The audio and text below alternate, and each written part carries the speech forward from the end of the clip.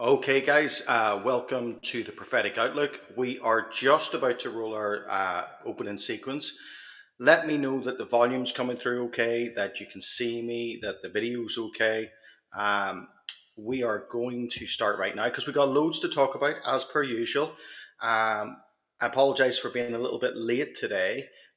Simply, we were flying back and obviously there's an awful lot going on. So guys, we're just about to start. If you're ready, take a second, make sure you hit the like button, make sure you comment, and make sure you take this opportunity to share on your own social media.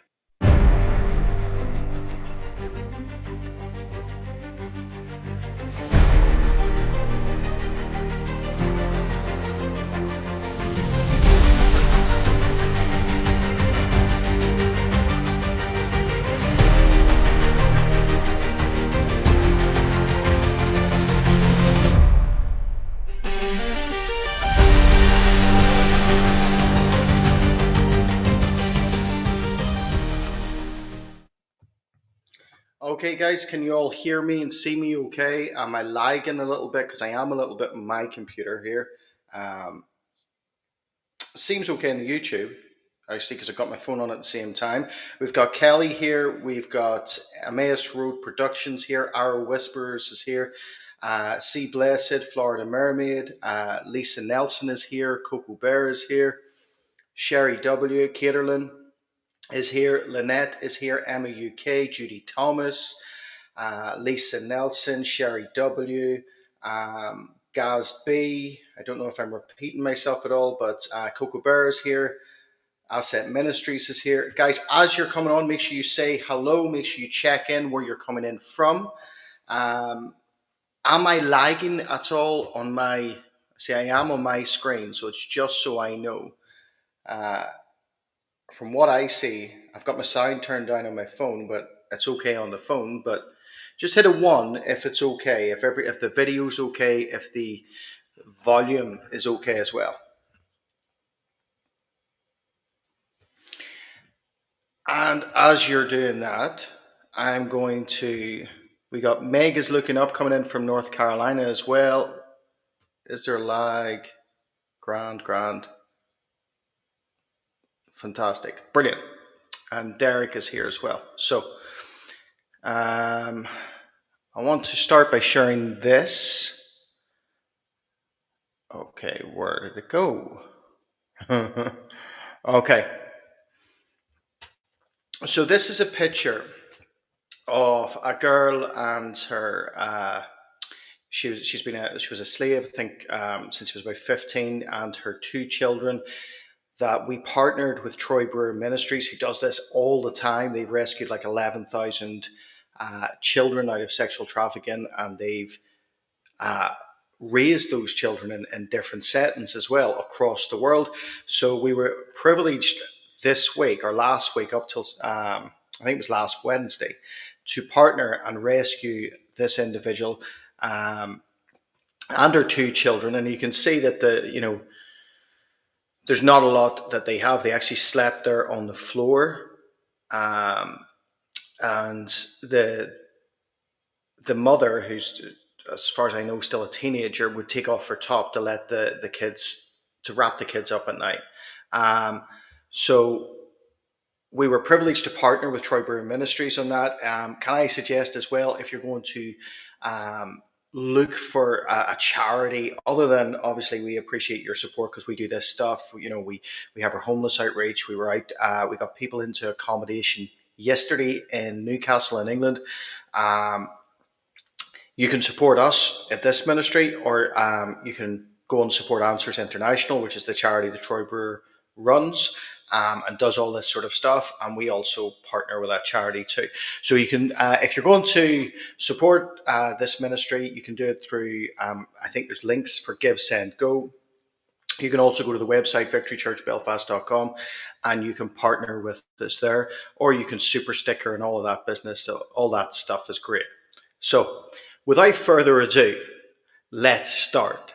Are you ready to start? Hit one if you're ready to start, because we've got things to talk about. And really, what we're talking about today is the big squeeze, or let me put it this way, the Babylonian squeeze. As we're seeing the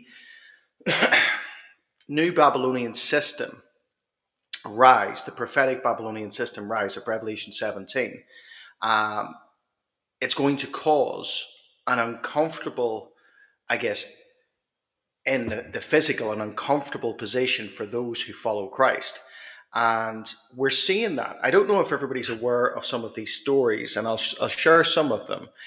And unfortunately, as it's me, they're not in order. So you have to bear with me just a second. Yeah, let's throw this one up first.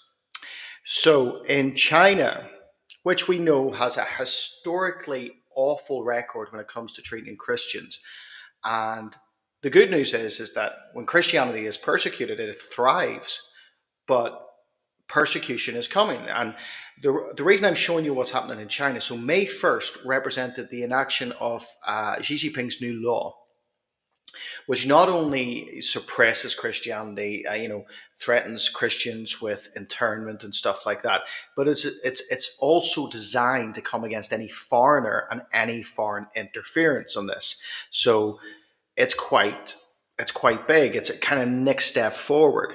It says any foreigner coming into China must not have any religious books or audiovisual materials that exceed personal use quantities. Otherwise, they must obtain approval from relevant authorities and declare them at customs. This effectively prohibits the public importation of religious books, including Bibles. Now, this is the reason I'm saying this, and people aren't surprised because you know what happens in China in terms of persecution of Christianity.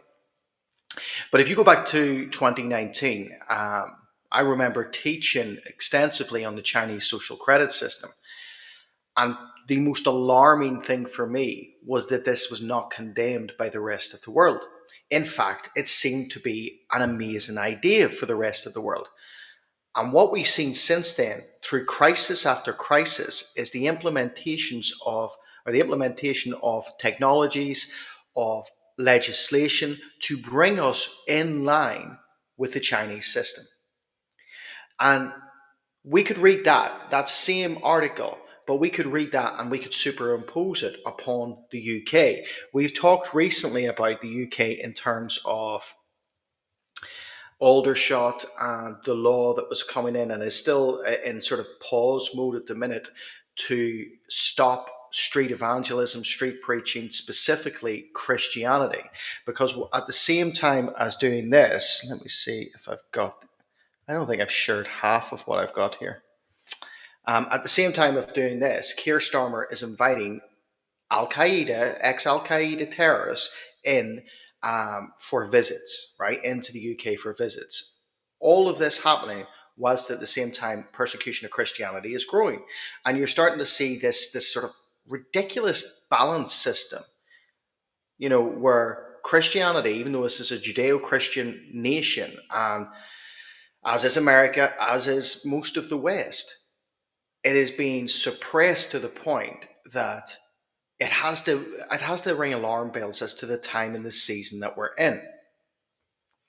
And the thing that I want to sort of put out there is that we know that this is a marking not of the tribulation, but the Babylonian system, I believe, has to be at least partially, if not nearly all the way there, in place before the tribulation.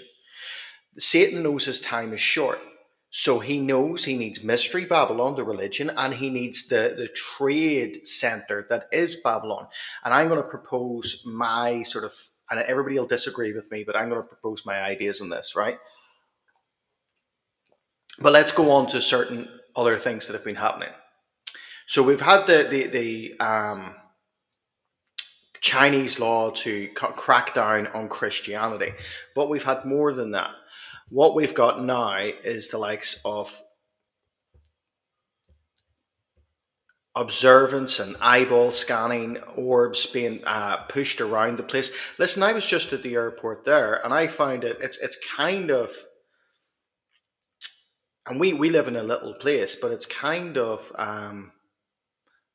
Orwellian to some degree. We sat down to have something to eat in the airport, which, by the way, never do, wildly expensive, a complete and utter rip-off.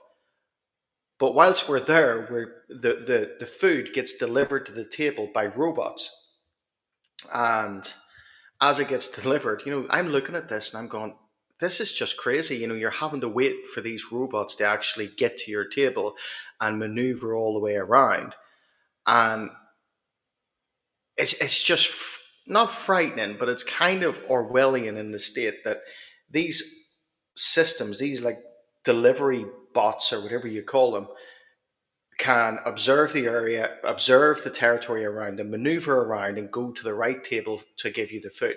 Now, obviously, I'm kind of a little bit backward and this has been going on for quite some time, but I don't like it. I don't know about you. I don't like it.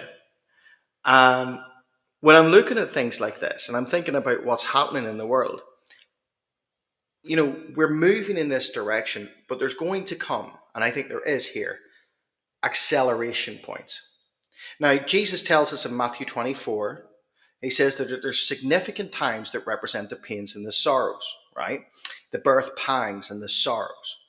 Now, some will equate those to being right in the midst of the tribulation. For me, I don't believe it's right in the midst of the tribulation. I believe it's the lead up. It's part of the squeezing. What does he qualify this as? He says it's the arrival of false messiahs, false prophets, deception, and be careful that we're not to be deceived. Wars and rumors of wars, nation against nation, famines and earthquakes. Now, I see this in the sort of structure of the Moedim of prophecy. Now, remember, the Moedim is not linear. It doesn't go like this. It goes like a coil. And in the Moedim of prophecy, I believe this is the opening act before the tribulation time or season arrives. And what is happening right now, and this is what I'm believing is going on right now, is we're seeing the reshaping away from the old world order into the new world order. Now, straight away by saying this, that NWO phrase, I've had this before, I will be censored online. But we know that this is the case. In terms of, I guess, monarchies and kingships, which is very much the language of the prophetic implications and Revelation in the New Testament, we're in an interregnum space. In other words, in between one order and another order. And we're seeing the reshaping of things. If we look, for instance, and we look back, and we've got this as modern history, if we look back between World War I and World War II, we've seen the disabling of a world order for the establishment of a new world order. Now, that meant that we saw the rise of the UN, we saw the rise of different alliances around the world post-World War II. We had Bretton Woods, we had the economic system set into place, all from that. And what we're witnessing right now is the destruction of all that for something new. And we're seeing, I believe, certainly in the month of May, we're starting to see catalysts for this. We're starting to see a lot of things come into play that I think could speed this up. But the thing to be aware of is in the midst of the speed up, squeezing will happen, right? The devil's main target pre-tribulation is going to be the church. Why? Because we are the restrainer. We're those who restrain, right? The word in Greek, echo, right? And it means kata, which means to press down, push down, hold back, right?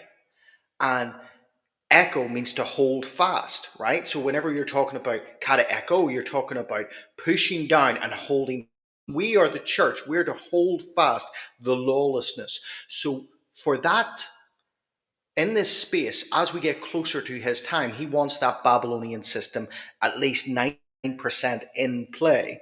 So where his focus and his will be on the church. Now, historically, we've always seen that whenever the enemy attacks the people of God, he does it in two forms. He attacks the first grouping that are the people of God, Israel, and then he attacks Christianity.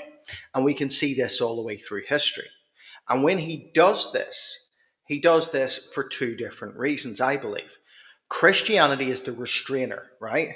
Christianity is the restrainer. The church. Now, I don't believe the corporate global church is doing a great job at restraining lawlessness, but I believe we can step up to the plate. Certainly the remnant, certainly the Church of Philadelphia, we step up to the plate. We hold fast. We kind of echo. We push down and restrain lawlessness. And then the other side of that is Israel.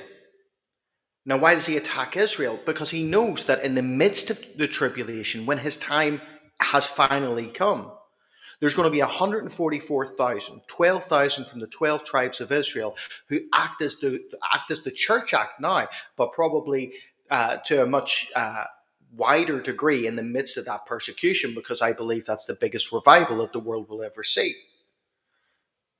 Is this making sense? So I believe that what we're seeing and what we will see is the continued persecution of Israel accompanied with the persecution of Christianity. If you go into modern history, you see this in terms of, like I said, World War II. So in World War II, everybody knows the persecution that came upon Israel in terms of the Holocaust, in terms of the creation of ghettos, in terms of the persecution that wise. Now, in terms of Christianity, what the strategy of the enemy there was to water down Christianity and then to substitute Christianity with a Reich church or with a Pfingststadt, their version of a church. So take away the narrative of the word, because the word is the sword in which the church fights. So he did that during World War II, but his timing was premature, because this, I believe, is the next turnaround on the Moedim. We're starting to see the deconstruction of this world order and the rise of a new world order. Now, this falls very heavily into what this week is about. This week, we see starting today, we are seeing Donald Trump's Middle Eastern tour. Now, the first stop on the Middle Eastern tour is Mohammed bin Salman of Saudi Arabia. Now, you could go one way or the other, and I know people are very much split in this, right? The Jerusalem Post article by Ali Hussein. Now, I don't trust Ali Hussein. I've read some of his past reporting, and to me, it's not something I would hold to. It's not something I would put faith in. But he reported that Donald Trump is going to do a U-turn and call for a two-state solution. I don't know. As far as I know, Mike Huckabee's came out and said that that's absolute nonsense. But what we are seeing is a rejigging and a reshifting of things. And what's really important here to notice, if we take this in terms of the building of something else, look at what is going on behind the scene. What people say publicly in politics is not often what will happen. So today, a few hours ago, on the same day Trump starts his tour, now there's already been articles out that Israel were not happy with Donald Trump going behind their back, and I don't know if they did go behind their back or not, but negotiations with basically Israel's enemy, Hamas, right? They're having the negotiations and releasing an American hostage. Now, it's brilliant that that hostage is out and freed, but there seems to be this, do we trust him? Do we not trust him? Do we trust him? Do we not trust him? So what we have seen today, a few hours ago, was Israel dropped 6 bunker-busting bombs on Gaza, and they specifically targeted Mohammed Sinwar, the head of Hamas. Now, the belief is they got him, right? But I'm looking at this past that. I'm not looking at what is just happening. I'm looking about the political implications of this. If Donald Trump is now going to meet MBS, right, of Saudi Arabia. Now, MBS, in a couple of weeks' time, is chairing, along with Emmanuel Macron, the two-state solution meeting, right, conference, where all these nations are gathering together to meet and talk about a two-state solution. Well, this can be seen as bad press when he's going to shake the hands of MBS. With that aside, I think, great. Mohammed Sinwar, not a good guy, horrible guy, all for it. But I'm looking at what the geopolitical implications could be on this. Now, the rumours that have went out through the mainstream media, and we do not tend to trust the mainstream media, and a lot of them are left-leaning, and a lot of them are putting things out from a propaganda purpose to affect policy and affect what is happening.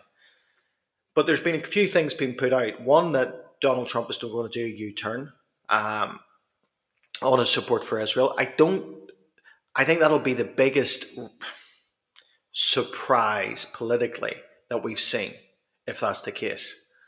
I'd like to believe that it's not the case, but I'm just putting that out there. I'm not saying anything for definite. I'm just saying that'll shock me if that is the case. Another rumor going out that he's going to go to Turkey to meet Recep Tayyip Erdogan because Erdogan is chairing a meeting between Zelensky and Putin to discuss peace. Now, most of us would think that Trump wants to be involved in that. Now, if Trump is involved in that, where does that leave Israel? Because Trump would have to cozy up to Erdogan, and Turkey want the eradication of Israel as well. So what I'm saying is this week is actually what happens. It's going to show us the move forward, right? I think as well the bunker busting bombs that Israel used was kind of a show to Iran that, well, look, we don't need American aid to actually come after your weapons, to come after what you've got. Because we know that Iran and US are still in talks with the nuclear deal, and they're still talking about this.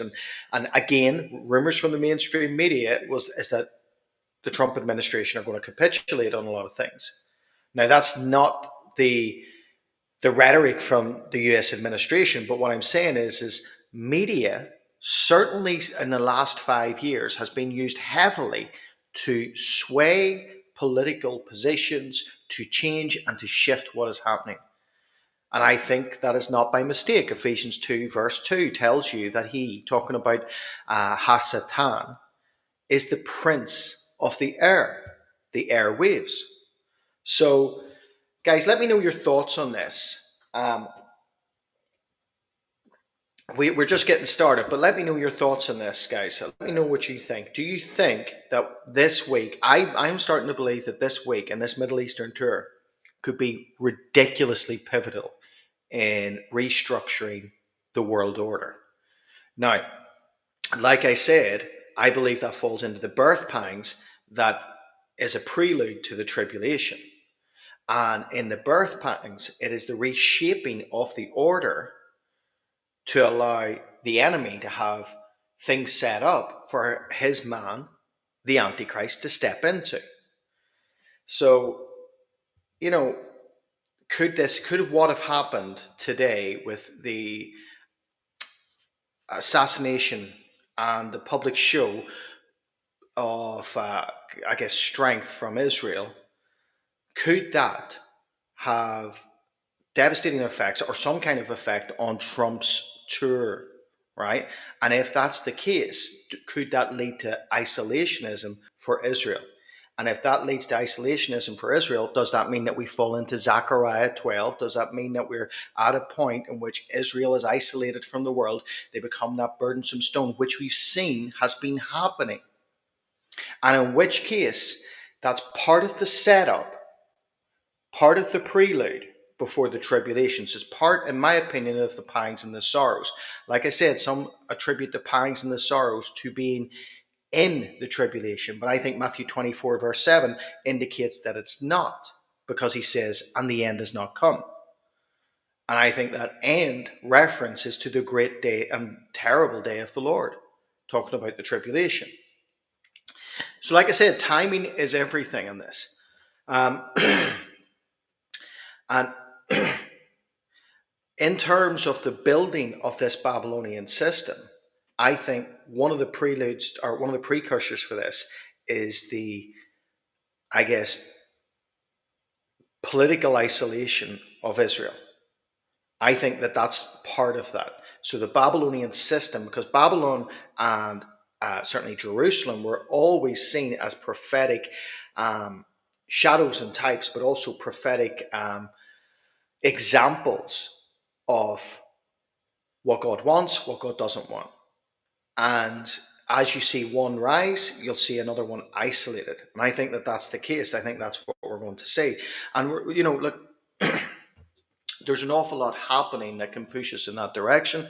But one of the things that I look at here is who could be like, we're not talking mystery Babylon per se, right? We're not talking about the religious side of this, because I personally believe the religious side of this is centered around Gaia worship.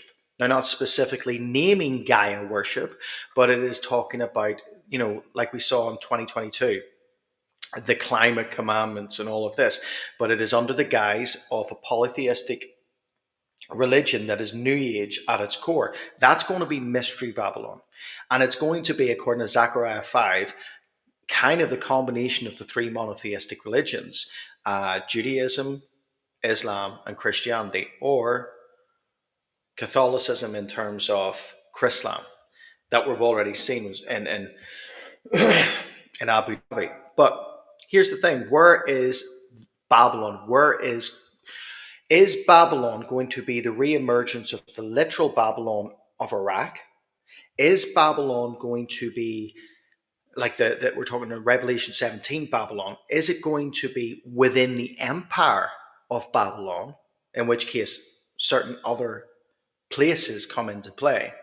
Or is it merely a shadow and the new Babylon will be somewhere completely different? Like I know people have said, like New York and things like that. And it'll be this economic capital where the merchants will trade, and they will trade off the back of Mystery Babylon, not really caring for Mystery Babylon, but they'll use the back of that, which we could actually see to a certain extent when we look at things like Larry Fink, and we look at the idea of tokenizing the whole world, which has been a BlackRock, I guess, mission statement. Having trees tokenized, having water tokenized. And now we've got Peter Brabeck, the head of the World Economic Forum, or the interim head, who we know wanted to treat water as a tradable source. Is that going to be, a Western country, like an economic capital like London or New York? Well, here's my take on this. My look to this is keep your eyes on Saudi. Keep your eyes on Saudi Arabia. Now, here's a couple of reasons why. In Saudi Arabia, there is a major growing of global influence. So, like I said, it is very telling that Trump chooses MBS as his first port of call here, right? It's first for him going to, not people coming to him.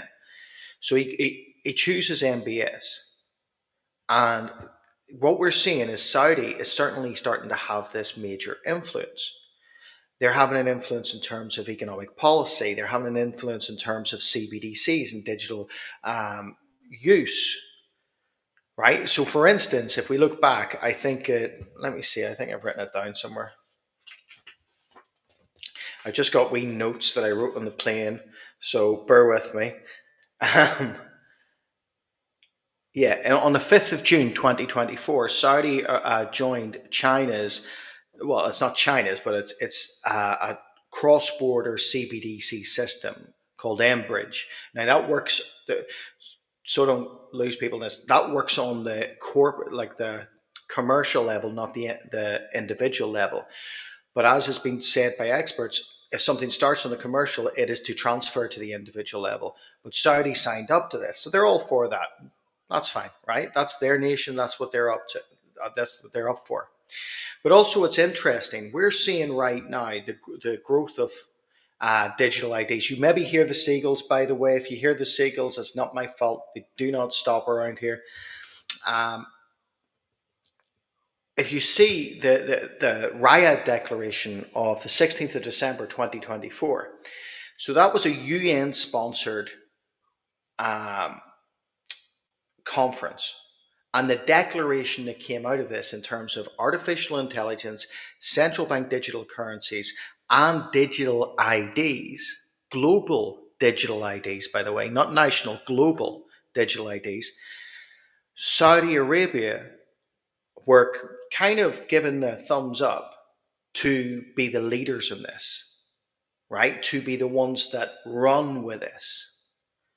Right? And they said they've put a target in mind. By the way, it's not coincidental. The target is 2030 to have all of this in place: global digital IDs, central bank digital currencies, artificial intelligence infrastructure. And upon the meeting of Trump, we know that that's one of the things that MBS has done. He's started a company to promote the advancement of the artificial intelligence structure, certainly within the Kingdom of Saudi, and then further afield. Now, why am I pointing and looking at this? Well, then look at this, right? And let me see if I got it. Okay, Isaiah 47 talks about talks about Babylon, not Mystery Babylon, but Babylon, right? And it talks about specifically. Why can't I remove that? It says, because of the multitudes of your sorceries, for the abundance of your enchantments. Okay, now that word there, let me see if I go back. Okay, that word there, sorceries, is the same, even though it's in Hebrew, it transfers kasef, it is in Hebrew, but it's the same meaning as pharmakeia that we see in the book of Revelation. And we know that that is the root of sorceries in terms of potions, in terms of things given to bring relief to ailment and things like that, right? Now, track with me in this. It's mentioned 4 times, in fact, so that means there's an emphasis on it within this chapter. So this is the judgment that comes upon Babylon, and one of the reasons it's judged is because of its enchantments and its sorceries, or its pharmakeia, the implementation of pharmakeia. Now, what's really interesting to me, as of the 1st of February 2025, so this year, now if you go to most places, I was trying to go through, I was in the middle of doing it just before we started, different nations to see who requires a C19 to get into the country in 2025. Couldn't find anywhere else, and I'm sure there probably is, but I couldn't find them. But Saudi Arabia, 1st of February 2025. Now, during the pandemic, they incorporated their health pass. They had their health pass, and they remember, if you start to put the dots together, this is the area, this is the kingdom that is going to be in charge of, or is a sort of commissioned to be in charge of the advancement of digital IDs, but not on a national scale, on a global scale. Now, if you go back to the pandemic, they incorporated their health pass within that. So if you're not got a certain procedure, you couldn't enter the country. Why on the 1st of February 2025 has this been enacted? All travellers, let me see if I've got it for you, hold on. I'm sure I do. Bear with me. There we go, so you can look it up yourself. But it is basically in 2025, Saudi Arabia requires all travelers aged 1 year and above, especially those participating in whatever, to have proof of vaccination against certain COVID disease, whatever, and a single dose of the other one that I'm not allowed to mention for the 2024-2025 season is also required. Now, I know that you get certain things when you go into a country and stuff, but there's been so much revealed about those. Why is this being enacted? And I personally, this is what I believe, and maybe I'm completely off the reservation in this. I believe that there is a plan to bring in control, to squeeze society, to bring them into the point of submission.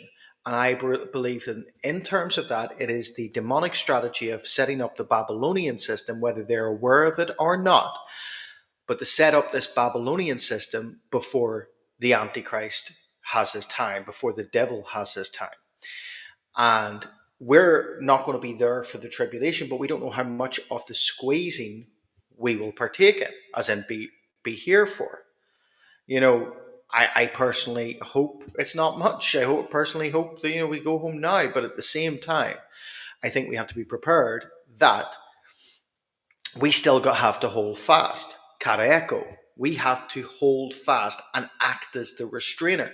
Now, in Hebrews 10:23, we're told to hold fast to the confession of our hope. Kata echo to the confession of our hope. In other words, hold it, restrain it, keep hold of it, don't let it go. In other words, if you take as well that two term, kata push down and echo, well, you know what echo means. It comes from the Greek mythology of Echo, who was trapped within a cave and she had her love for Narcissus and stuff. But you shout out the word and the word does not return void. One of the things and the strategies of the enemy in the end times, and talking about the end of the church age, is to silence the church. Because if you silence the church, then his time comes in quicker. And certainly there are going to be more people who believe his lies, and he wants the church silenced. Our job as restrainers is to shout loud with this echo. Now, this is the thing. Like I said, being reshaped, things are being reshaped. So Emmanuel Macron and MBS are hosting this two-state solution conference in a few weeks. And it's interesting to note. Now, the thing is remember, you will have a reconstituted Roman Empire that will act as where the beast comes out of. But then you have Babylon and you have Mystery Babylon. So these are the clues that we have. Mystery Babylon, I think that there's so much in the Bible, including the prophecy of Zechariah 5, that point to what it is. The combination of religions, the always lead to one way, lead to no ways, load of nonsense, right? So identifying the reconstituted Roman Empire, I personally believe it's the European Union, and out of the European Union, you may disagree. I believe that Babylon could be, in terms of the tradable merchant place, could be Neom in Saudi, this new area, the technological area that's been in development. And I believe that that could be the case when it comes to Babylon, the actual tradable area. I don't know what your thoughts are, but I'm giving you mine here, okay? And I think it's interesting to note that Saudi has reenacted or brought in that you need to have proof of a certain procedure to get into the country. They're also going to be in charge of the basically the artificial intelligence system and the development of that system. And I think that that is one of the things that may be talked about in this meeting with Trump. And like I said, they're also getting involved in geopolitical areas, such as this two-state solution meeting.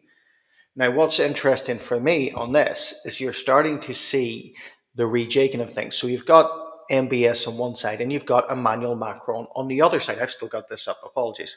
Oh no, I put the new one up. So this is, let me bring it down. Jeez, right? So the European Union. So you've got the European Union started the European Defence Union. Britain, Keir Starmer has been in talks, and he wants basically the EDU to have certain say in the British Army in terms of supplying a defence force for the whole of the European Union. So Keir Starmer, the amazing fella that he is, has decided to take the National British Army and basically loan them out to the EDU as a kind of a backing to the standing army of Europe. In other words, what you're seeing is the development of the reconstituted Roman Empire. You know, the reconstituted Roman Empire isn't just going to be a political, economic system, it's going to have its own army. And this has been a dream of Emmanuel Macron for years. And he's tried to since I think it was 2017. I remember him trying to put it in place, but he's been trying to put this in for years, and now we're seeing it happen. Now Keir Starmer, the great politician that he is, decided to stab his own people in the back in the midst of this deal. So in the midst of this deal, remember that with Brexit, you know, the whole plan was is that we separate or we at least distance ourselves to a large degree from Europe. And what he's basically doing is going against the democratic wishes of the United Kingdom and rejigging a relationship that actually doesn't have any benefit for the UK. For instance, the British fishermen, the fishing industry. The fishing industry in Britain to fish in British waters when we were part of the EU meant there was a law enacted that meant that British fishermen could only take 36% of the catch within their own waters, and the rest were spread out between European fishermen. So whether they were coming from France or a different nation, excuse me. And then obviously we had Brexit. Now, Brexit wasn't just a case of here today, gone tomorrow. There was a process, and there was supposed to be a process of 5 years in which Britain the British fishing industry was reduced to 25% of the catch, in the theory that once we hit 2026, they would get 100% of the British waters to fish in. Well, along with this joining of the EDU, the European Defence Union, Keir Starmer has decided to stab his own people in the back and basically give basically take us back to the condition, and it's slightly worse than we were in terms of fishermen and what they can fish within British waters. So as part of this, because he's desperate to join back with this EU reconstitution of the Roman Empire, he has sold out his own people and given away fishing rights for the British waters. So that in itself, I know that's a tangent and it's not really what we're talking about, but I think that it's interesting to see the building of this EDU, because this is starting to see the reconstitution of a Roman Empire at the same time as you're starting to see a Babylonian system being put in place, and at the same time the potential isolation completely of Israel. Now, if America, it all goes, this is a pivotal week, and pray that President Trump stays with his allies Israel, because that gives us, in my opinion, more time to witness. So at the same time, Israel is God's beloved people. He shouldn't be turning his back on them. So if he does, and I'm not saying he does, I think it'll be the biggest turnaround in history, in political history, if he does. But if he does, then we're at the Zechariah 12 moment, and what we're going to see then is the acceleration of this beast system being built. Now, like I said, if you travel, you know that there's already these things that are in place. You already get scanned when you go and travel. One of the things that my wife has said to me for quite some time is nobody looks at her passport.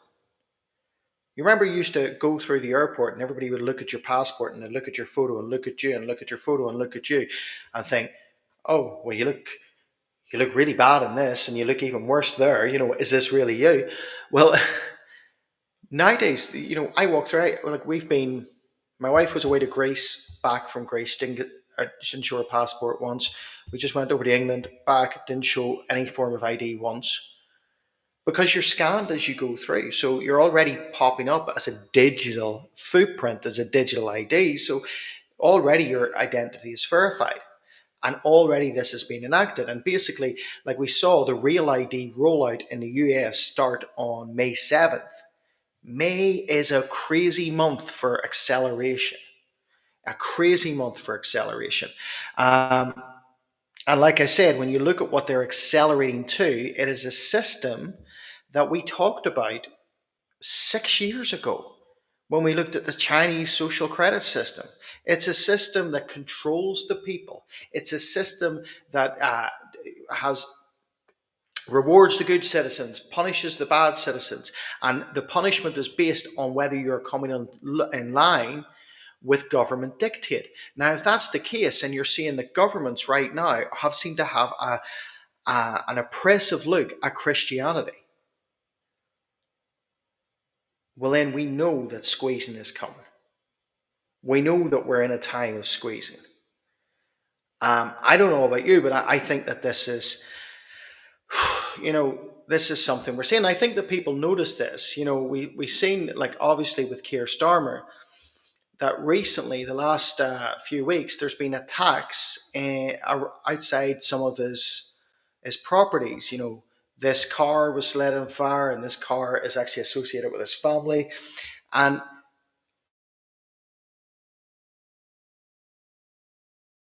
a democratic country, and maybe the politicians don't look at us. I'm not saying that that's right or anything like that. I think that you should never damage anybody's property or anything like that. But I do think that what we're seeing is the marching towards this system. And as we're seeing the marching towards this system, I think, as for me, the church has to be the restrainer. We have to be in that position where we echo, that we shout out the word of God to push down the lawlessness in this land and the lawlessness in the lands that you live in and the lawlessness globally. Because if we look at the plan, we have less than 5 years before the world is looking at global digital IDs, right? So that means that you're a global citizen effectively. That means that you're entering into this one world system less than 5 years. I don't know. I don't know if maybe I'm just completely off the reservation in this. But look, the Raya Declaration was on artificial intelligence because this runs the whole system, global digital IDs, and online safety. And this brings me to something else. Okay, online safety. Now we look back. The institute that was behind the creation of the internet or the World Wide Web.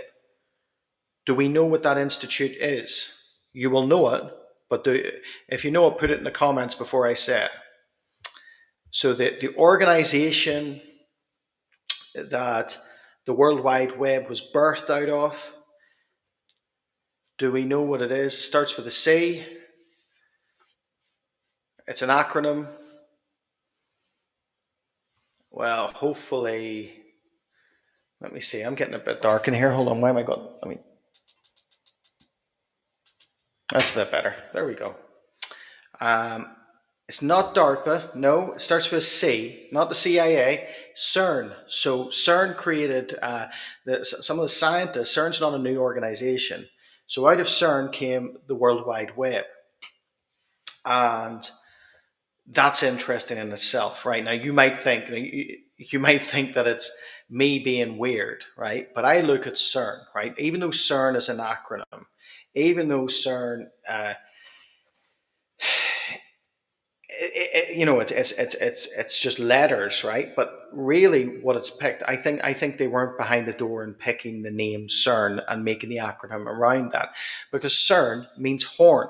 In fact, CERN or Cernunnos or Cernunnos also is the ancient Celtic deity, the horned one, associated with Baphomet, associated with Pan, right? So CERN created the World Wide Web. Now we're looking at,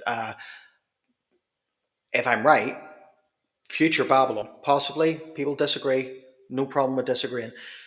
But if that is future Babylon, they're going to be talking about safety around this. In other words, taking control of this, right?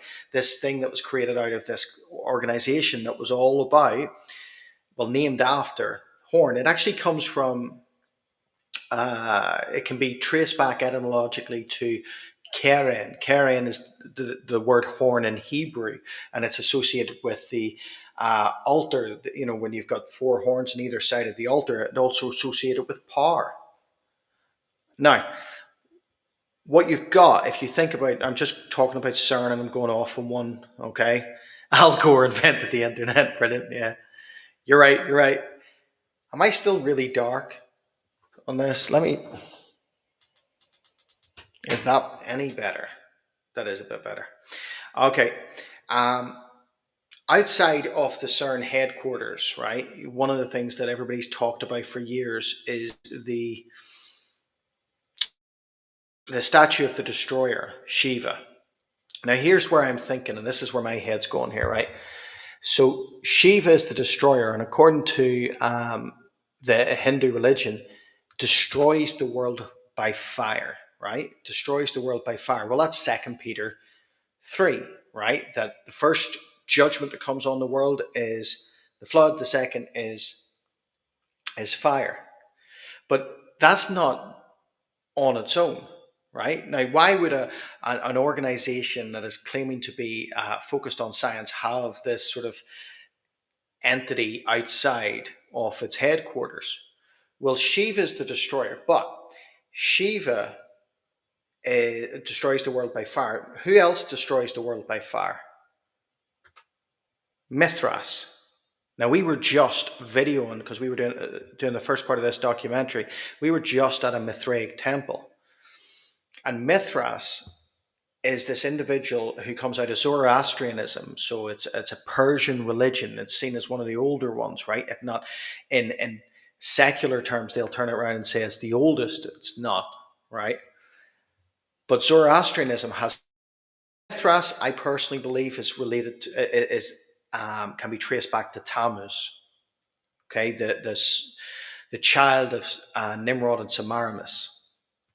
Now, I might be taking you off on a tangent here, but just stay with me, right? This is where I sort of think and how I think, right? So you've got CERN. CERN, charge of the CERN creates the World Wide Web. Now, let's say future Babylon is going to take control of online safety, in other words, control of the World Wide Web, and they're going to associate it with your digital IDs, and they're going to associate it with your health pass, and they're going to associate it with how you can move, how you can think, what sites you're on. Are you behaving according to the political ideal that is dictated from the reconstituted Roman Empire? What does the reconstituted Roman Empire think? Well, they certainly don't seem to like Christianity. They certainly seem to want to crack down on Christianity. There's been reports out since, I think, 2021 that the EU is at odds with the moralistic standard of Christianity and believes that it is detrimental to the future of the European Union. And if that's the reconstituted Roman Empire and the building of the Babylonian system, something's happened and it cracks down on the World Wide Web. Well, the World Wide Web comes out of CERN. CERN is named after the horn deity, in my opinion, Cernunnos or Cunanos, right? This ancient deity that is associated with Pan, that is associated with Baphomet. And outside, they have Shiva. Now, they have Shiva, the destroyer. Why? Because according to Hindu religion, Shiva destroys the world by fire, as does Mithras. Mithras, or Mitra, destroys the world by fire. Now, if we relate that to the madman, Luciferian, I don't know how else to describe him. The creator of Thelema, Aleister A. Crowley, the guy who associated himself or called himself the Beast from the Abyss. If we associate it with him, what he said is Mithras or Mitra is the son of Baphomet. Right? So he taught, and this is where it is. So you see that what you're seeing is the outside of CERN, the creators of the World Wide Web, what we're on right now, they have this Shiva statue, and they hit the Shiva statue. They say, oh, it means nothing. Yet what we know is they've had joking, occult ceremonies in front of this statue, right? Shiva is the destroyer, but in another religion, in the Zoroastrian religion, it's Mithras, the same entity, just a different name. And Mithras, according to the Luciferian and the godfather of Satanism, modern day Satanism, Aleister A. Crowley, Mithras is the son of Baphomet, aka like the son of the devil, aka like the Antichrist.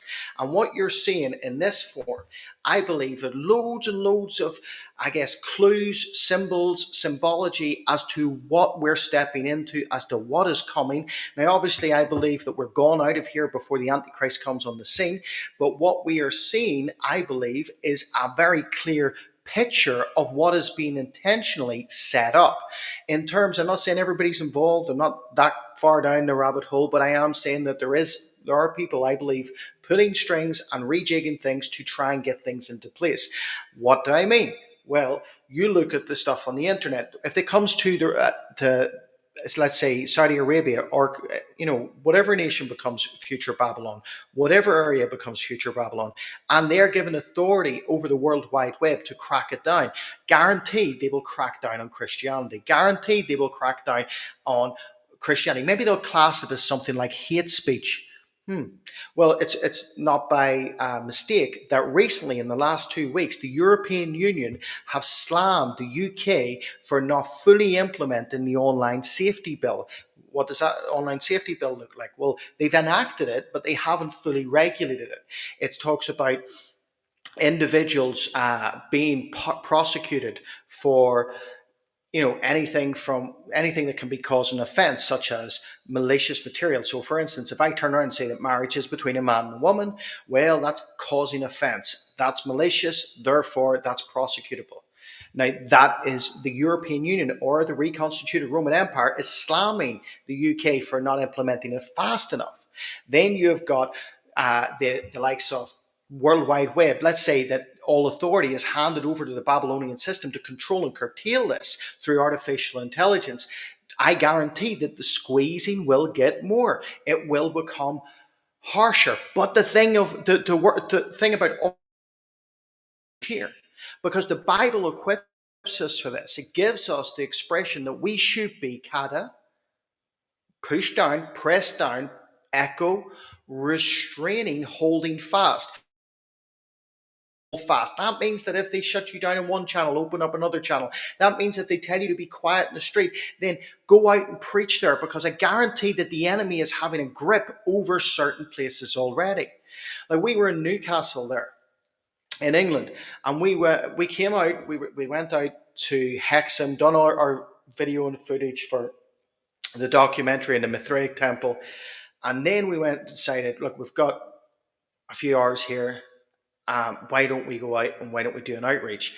Now, it's not really an outreach because it's more of a missions, but we went out and we prayed with people. We handed little crosses to people. We fed people. We paid for people to get into accommodation that were on the street. And I was talking to a guy called Kieran. I mentioned him on an update. And Kieran is 24. And one of the things, he was standing and we were talking to and praying and giving money to this woman who was begging, this middle-aged woman. And as we were talking to her, he says, you're the only people that we've seen, and this was like maybe 4 o'clock in the afternoon or something, who have come and actually stopped for any homeless people this day. And he actually he was very, very clear, very articulate, and he says, look, I just going to ask you for help. Can you get me into somewhere tonight? Can you can you get me a tent, and can you get me a sleeping bag, and can you help me and connect me with someone? I says, we can help you with a tent and a sleeping bag, but I'm not from here. We're literally here for for a few hours. We're here for the day, that's it. But so he walked with us, and we ended up talking, and he gave me his woes about Christianity and his woes about the church, because he was caught sleeping on the steps of a church, and the church complained about it. And as the church complained about him, he ended up getting lifted for it, getting arrested for it. And this is what I'm saying is that the enemy has strongholds, has grasps certain areas, certain places. But it is the job of the church to be the restrainer, to hold fast, to actually not let go of things, to make sure, look, in the midst of the desperation, as the world gets darker and everything gets darker, we're to make sure that we don't get darker in the process too. We don't become hardened to things, but instead we continue to restrain this. I'm hoping let me know if this is making sense to you. I can't find half of my slides. Where have they all went? Yeah. No, all my slides have went. I don't know what's happened there. So,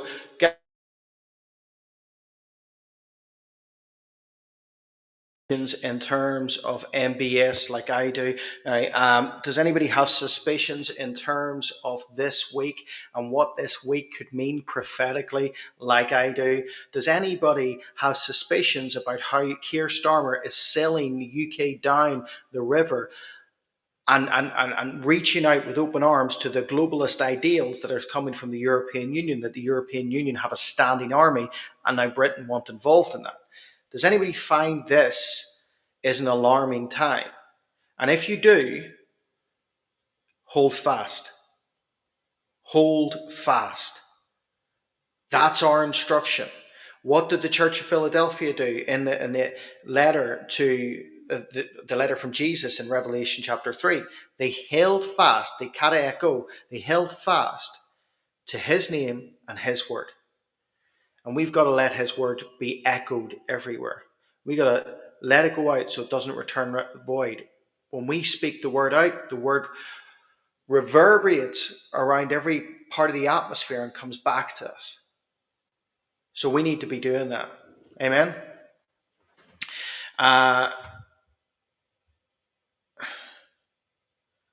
Okay, any questions? Let me just take this off here. Hello, Bubba. Could have done with you on tonight, Bubba. We were talking about MBS, and I know you are probably of the same view as me when it comes to Mohammed bin Salman and certainly Saudi Arabia and their role in things. If you've got questions, you know the drill. Let me just go into Discord. Okay, we have questions. Okay, do you think people who become believers this is from Derek, in the millennium will be able to die? If not, why not?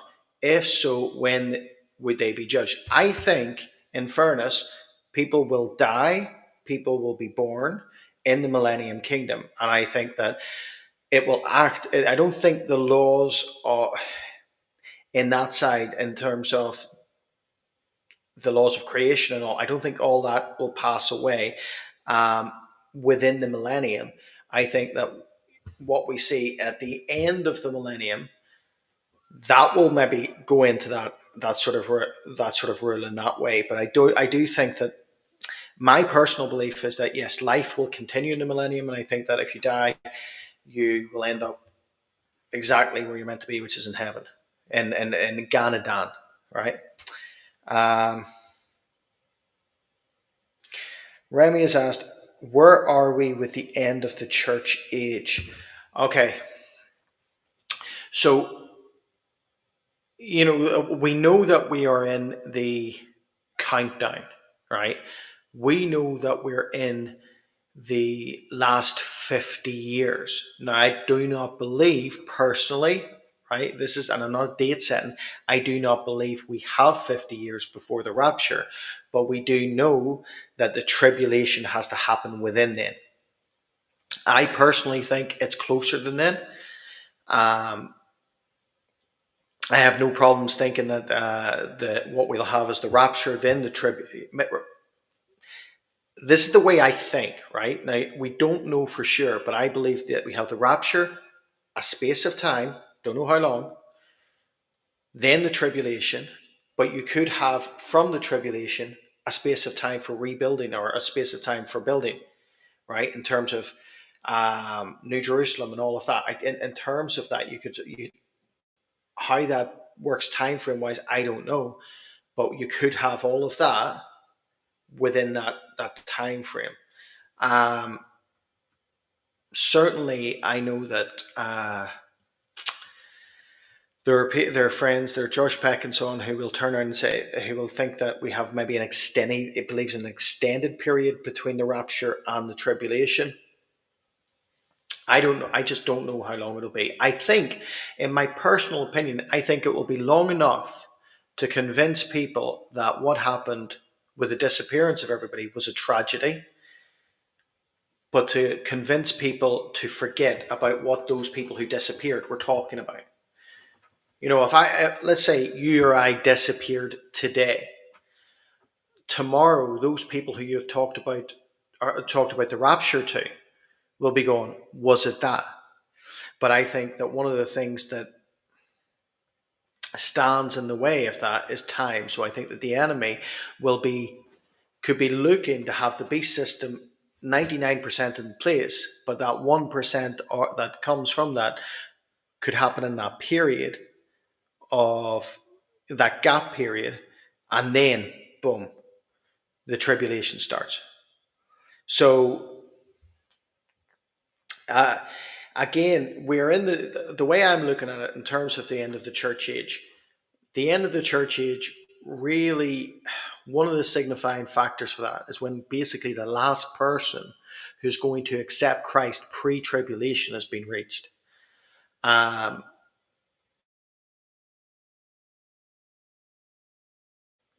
it's probably worthwhile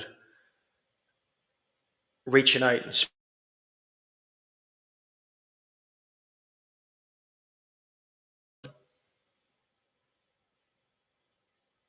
no, I'll teach that tomorrow. Sorry.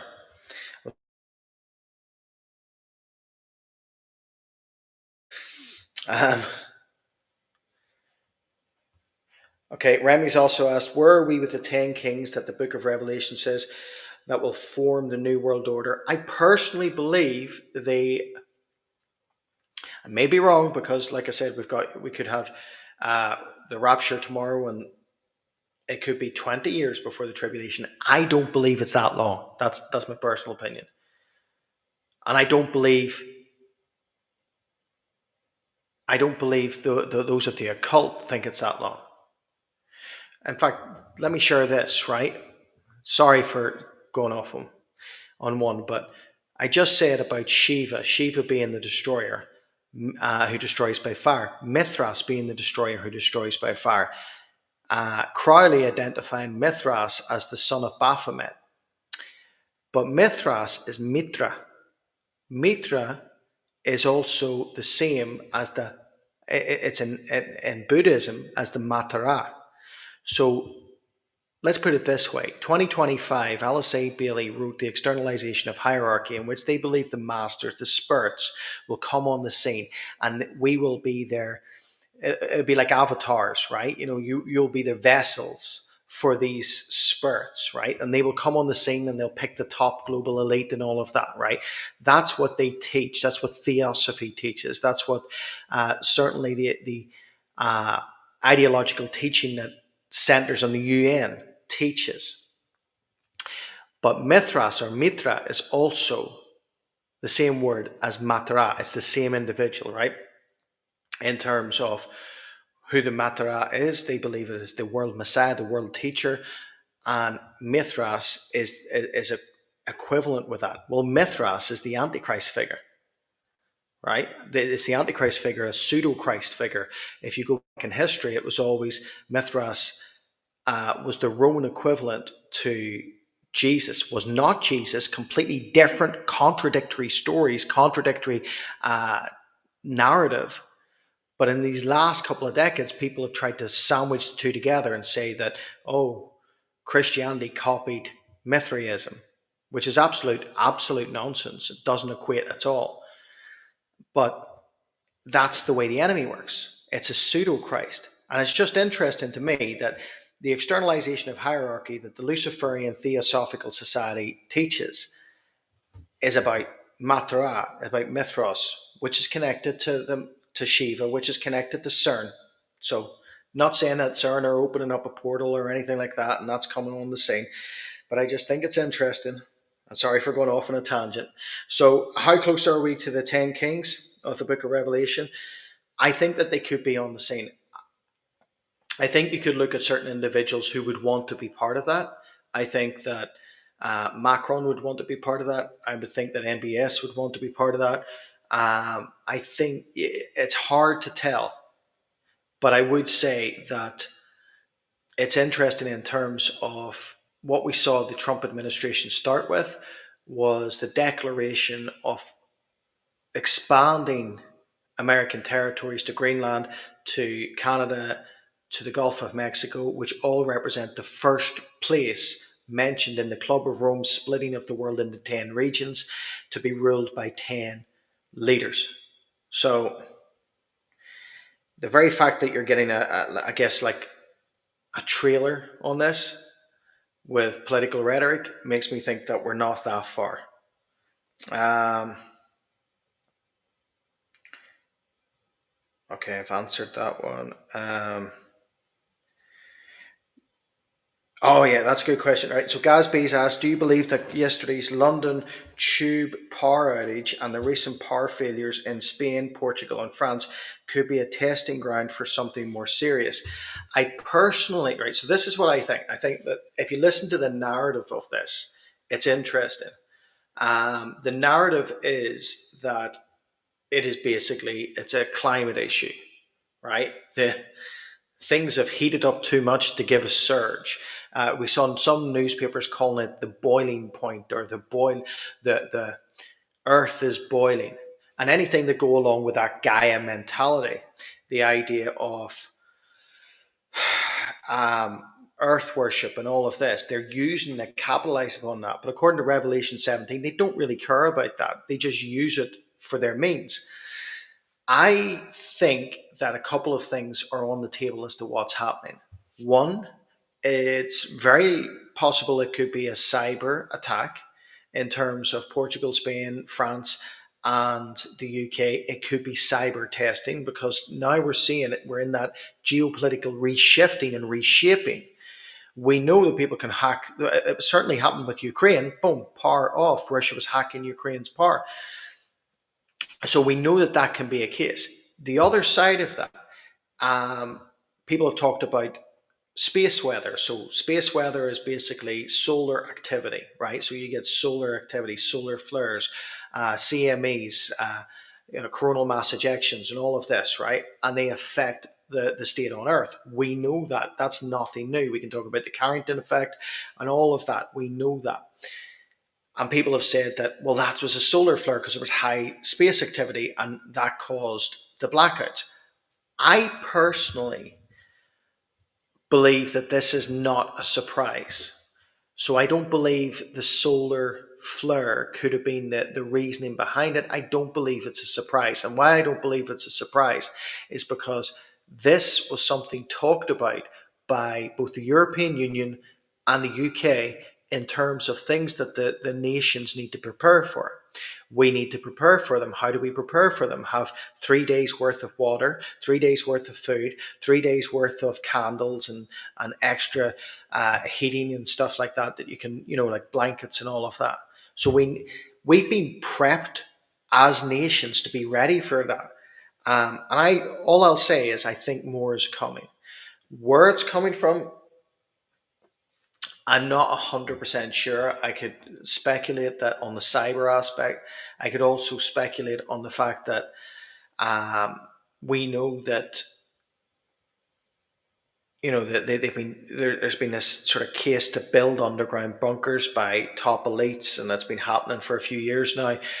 And if that was connected to maybe noted space activity, noted solar activity, then it could be that preparation of things. But it's a good question. All I'll say is I don't believe the MSM's sort of take on everything. Right, where are we? Um, Remy's asked, will this apply and be replicated across other countries in the different continents? Um, in terms of what, though, in terms of what Saudi Arabia is doing with C-19 injections and not letting access, I don't know. I think look, here's the thing. I think that what we're seeing is the development or the stacking of the hand, right? So think like a deck of cards, and somebody's got a hand stacked for what's coming. So let's say maybe they've got legislation already in place to hand powers across to the World Health Organization. Oh, that happened a couple of weeks ago. Maybe they have got plans in place for a two-state solution. Oh, well, that's coming. And that's been the roar of that's been building. What we're looking to see is in Isaiah 13, it talks about in verse 4. Let me see if I can look at that. Isaiah 13, verse 4 says, the noise of a multitude in the mountains, like that of many peoples, a tumultuous voice, a tumultuous noise of the kingdoms of the nations gathered together. That is kind of like, for me, the point that is coming, in which all the nations gather together in one voice. So it'll not be just a national thing. For instance, when it comes to the digital IDs, the narrative of the Riyadh Declaration in December 2024 was not national digital IDs, which we already are in places in Australia, they're being put in place. It's a global digital ID. So in that way, yeah, 100%, it's coming to everywhere. It's coming to a town near you. Right? Um, Annette has asked, do you think that the church is raptured before the false prophet or the 10 kings come on the scene? Good question, because one of the things that we do know is that we're raptured. If you read hermeneutically 2 Thessalonians chapter 2, based on the preface of 1 Thessalonians, you know that we're raptured pre the emergence of the lawless one.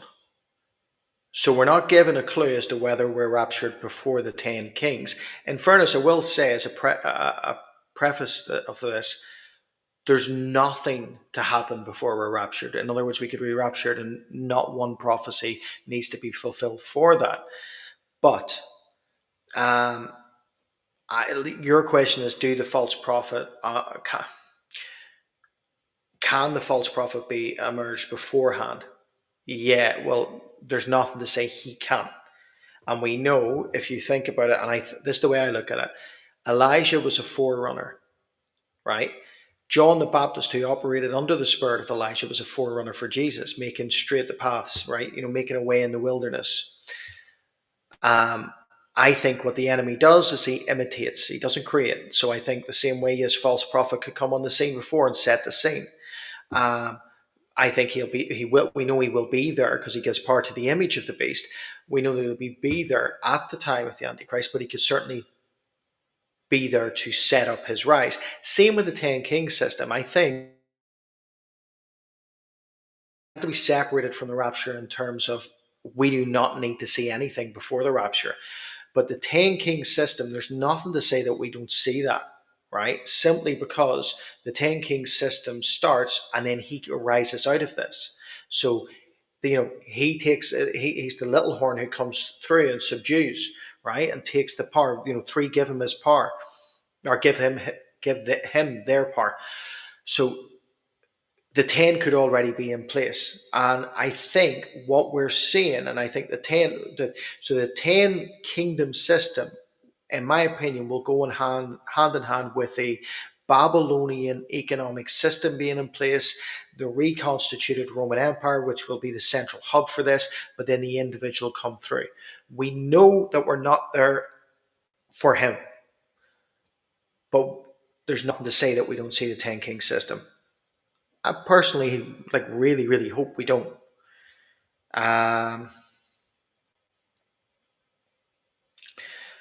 do you spell Kieran's name? Ciaran. I'm praying for him and Tony.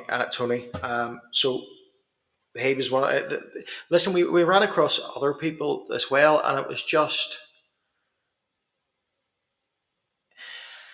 It was lovely just to talk with people and pray with people, but it's actually sometimes hard when you look at the stronghold that's got a grasp of areas as well.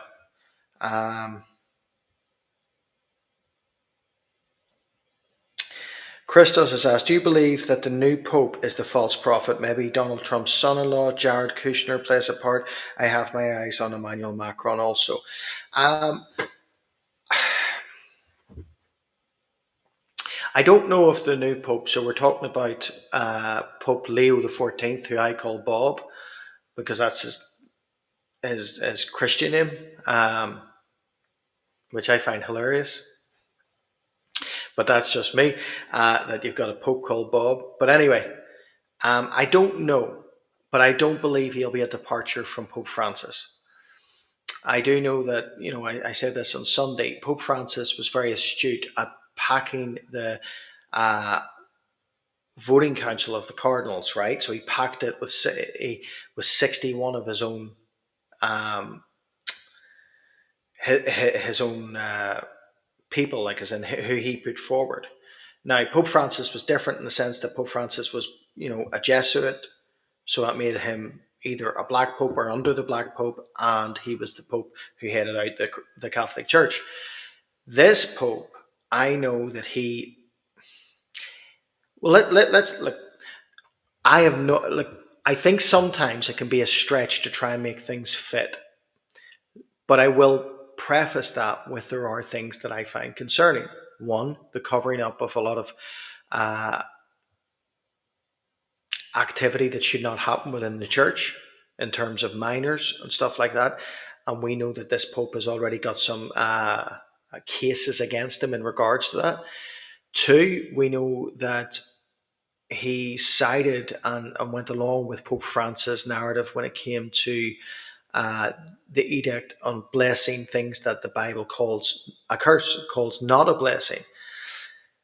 That's concerning. Some people have pointed out that his name, as in why choose Leo. Now, that's usually a reference to Leo the 13th, who was certainly a social activist, and he was seen as a social, a politically social pope, in the terms of equity, of things around the world and stuff, more in line with socialism. But also, if you think you go back to, it's either Leo the Third or it's one of the Leos, I've forgotten, who was the Pope who anointed Charlemagne as the Holy Roman Emperor. Now that's interesting. Now I don't know if that means anything, but I'd say that's interesting, right? Why? Because we know that the Antichrist will be seen in that same sort of setting, that he will be both emperor, but he will be worshipped. So I don't know. I way the things are working and the way things are working right now, so many people will appear on the scene to be, and this is what we're warned about in Matthew 24. Could it be him? Could it be him? Could it be him? Could it be him? Could he be the false prophet? We're warned about that to a certain degree. And I think it's astute of us to watch, but not to be dogmatic about things until things are made dogmatic. You know, I think sometimes it's a natural fixation. I remember, God bless him, Mikhail Gorbachev, because Mikhail Gorbachev had a birthmark on his head. So many people thought he was the Antichrist, you know. And what I'm saying to you is there's individuals who I think are certainly candidate noteworthy, um, that there's stuff about them, there's things about them. When it comes to Pope Leo, I think in terms of false prophet, I think we have to let the dust settle to see more, because he has been someone, which is probably telling as well, who has tried to play his cards close to his chest. Um, in terms of Jared Kushner, I will say this, not a fan. In terms of Emmanuel Macron, not a fan. I know that Emmanuel Macron, I can't see being taken. I've never taken him seriously, but I do see his wanting to rule like Jupiter, wanting to be associated as this sort of divine ruler, as kind of worrisome, to say the least. Um, so David has asked, have you seen that Israel has appointed a high priest? I haven't seen it. I think I heard about it. So I can't speak into it. I've got a recollection of hearing about this, but I don't know much about it. So it's interesting, because I know that the push for the third temple, certainly MBS is has been probably off that world, probably the most kind of in support of it all, and which again would be a timing thing for me, that you've got the high priest, and then you've got the support, and you're starting to see all of that, and maybe that could be the bargaining chip for the Middle East. Maybe that could be something that is announced this week. If it is, yeah, I don't know. Um, okay, do you think the second half of Revelation 18 destruction of a literal city as well as the Babylonian system? Yeah, I think it's both. In terms of Revelation 17, what you tend to see is the kings kind of turn their back on the mystery religion, and they ransack her, and that's actually seen in Isaiah 13.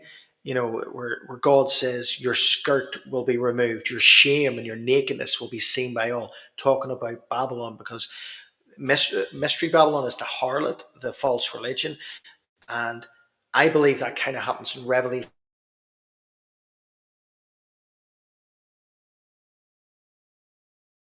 Physical Babylon, but I think the two sort of blend in together a little bit in that.